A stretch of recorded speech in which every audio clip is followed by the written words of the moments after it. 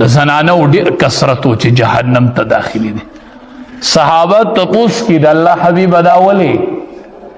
دا زنانو ولی ډیر تللی وی دی د خاوندانو ناشکری کوي دی ز جهنم ته ډیر ورسولې. دا د زنانا د خاوندانو ناشکری کی بس خاوندان ورله د امو د کمان راوړي حرام او حلال ته نه ګوري او بیبي له راوړي او کو یو خبره په طبیعت چپه ولګېدنو اگر سب دي تلی او راغلي. ها نبی علیہ السلام ډیر مو د مخ کې ویلو قربان سړی وای د نبی کریم صلی الله علیه وسلم خبرې می د سرو زرو په نقش ولیکل وی او خاون به د ښځې ډیر خیال ساتي که معمولی خبره د ښځې په طبیعت چپه ولګېدله نو یې ښځه به ورته وایي چې ما رأیت منک خیرا قط ما خو چرته ستانه د خوشحالي ونه لیدله مړه د خیر کار ما خو چې واده شوي منو ستا په کور کې مې خوشحالي ونه لیده. نو دا هره ورځ چې دا په ټیم چای روټۍ او جامه او پیزار راوړي دا څوک راوړي؟ نو خیر دی که یو ورځ په طبیعت چپه خبره راله ده خیر دی که هغه په ټیم باندې کار ونه کو دا خو څه خبره نه ده.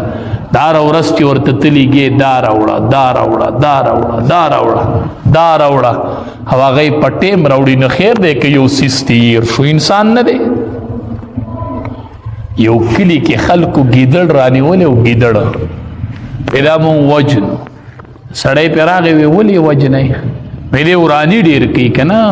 نقصان کوي چرګان تختی هغه ورته ما سره یو دم دی هغه زه په دې ګیدړ وامه او چې په دم یې دله ورک کم نو ښه به نه وي دا خو ډېره ښه خبره ده. ګیدړ یې د غوږ نه ونیو ګیدړ ته وایي پیاز راوړه ټماټر راوړه مالګه راوړه اوړه راوړه ټول قیسې ورته وشړه چې ګیدړ یې پرېښود که نه خو یې غوږ نه نیولی او جو ګیدړ منډې کړې که دی به بیا په دې کلي نه راځي. ښه ورته دا څنګه دم دی وی دې دم زه د کلي نه راورک کړی یم کور به راته وی چې پیاز راوړه ټماټر راوړه غوړي راوړه هره ورځ به راته دا دم و چې وی دې دم زه د کلي نه راورک کړم نو دا د کلي نه د ورکولو دم دی. ما وی راشه به دې ګیدړي ووایه چې دا ګیدړ د دې کلي نه ورک شي که نه نو چې ته هره ورځ خاوند ته وایې خاوند په ټیم هر څه راوړي خیر دی که یو ورځ هغه په ټیم سره نه وړو. د دواړو جهادو سردار فرمایي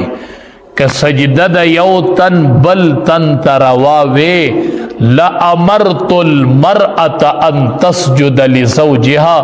ما به ښځې ته حکم کړی چې ته خاوند ته سجده لګوه که دا سجده روا وې نو ما به ړومبې ښځې ته ویلي چې ته خاوند ته سجده لګوه خاوند ته سجده لګوه خو که دا سجده غیر الله ته روا وې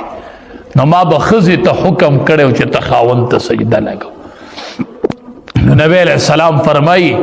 ما ډیری چې په جهنم کې ولیدلې نو ښځې مې ولیدلې ډیری جهنم ته ښځې داخلېدلې. زنانو په دې حدیث سوچ وکئ